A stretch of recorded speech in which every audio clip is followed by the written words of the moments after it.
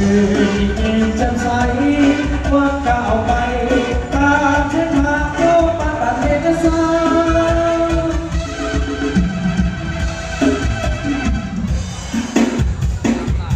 ต่อไปเป็นนักที่ด่าเลย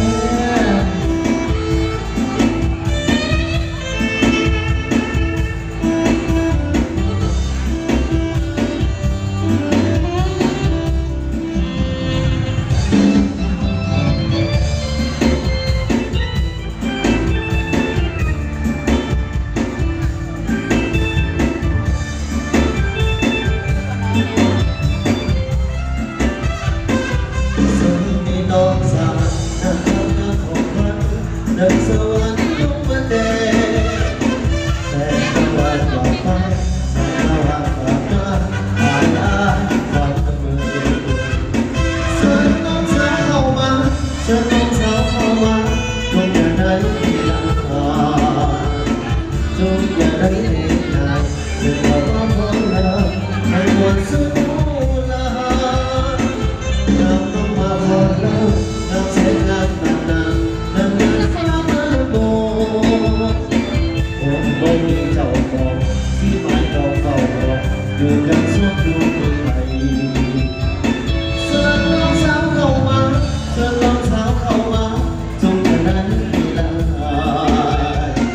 จงอย่าได้เวลาจงเข้ามาพบเราให้หมดสิ้น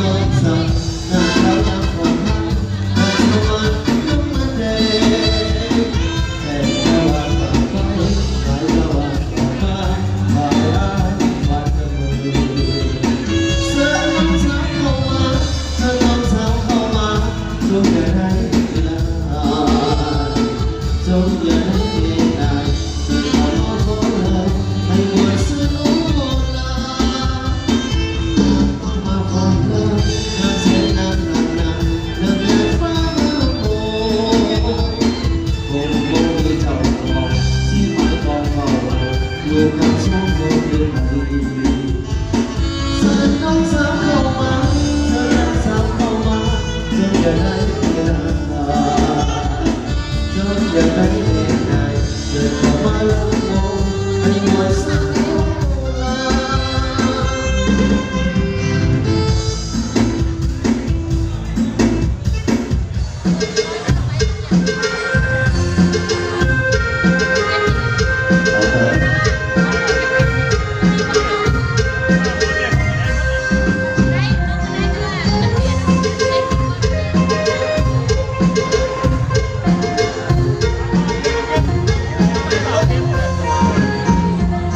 ที่สุดโบน้ำอ่างกันอีโบไปอยู่เฮือนโหสวรรค์โหสะบดท้องทางน้องพอน้องเขา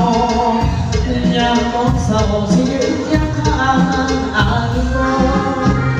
ทั้งบนน้องให้ดีทางที่เกิดโหแต่บุญโน้นทานังสันเจนให้โอกาสต้องการสิ้นใจเดือนทางคนโหหายสิโดนมีการจบวัน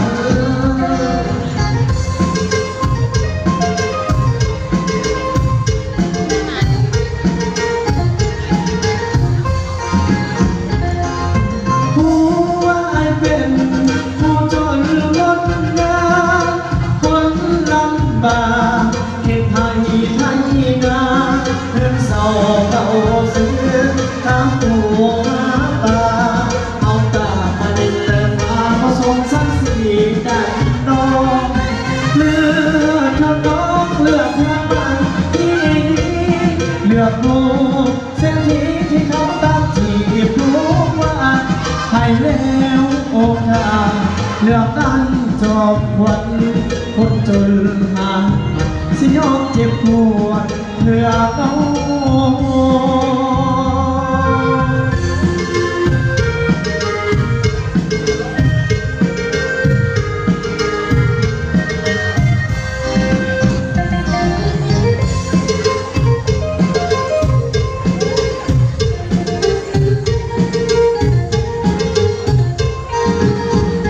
พร้อมสิสู้น้ำอายได้บ่ไปอยู่เฮือนหอสวรรค์ท้องเศร้าพร้อมทางออกก็น้องหักเขาอยากมองเศร้าสิยืนเคียงข้างอายบ่หักนวลน้องไอ้นี่หักจริงเกิดหอแต่บุญน้อยทางสายจนขับหัว ให้โอกาสน้องตัดสินใจเลือกทางคนคงหาสิบอกกีดกันจบวันนึง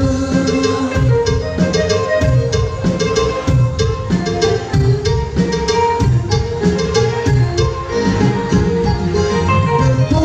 วอายเป็นผู้จนคนยากคนลำบากเป็นให้ไทยนา เพื่อนเศร้าเขาซื้อหาหัวหาปลาเอาตาตะบินและปลาผสมสักสีกันนองลืมแต่ต้องเลือกทางไปที่นี้เลือกลงเสียทีเขาตั้งจิตรู้ว่าให้แล้วโอกาสเลือกได้จบวัน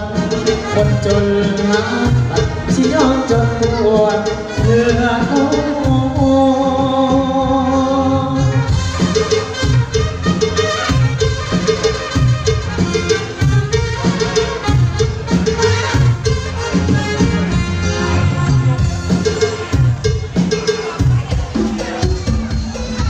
เอาความรักให้ทุกคน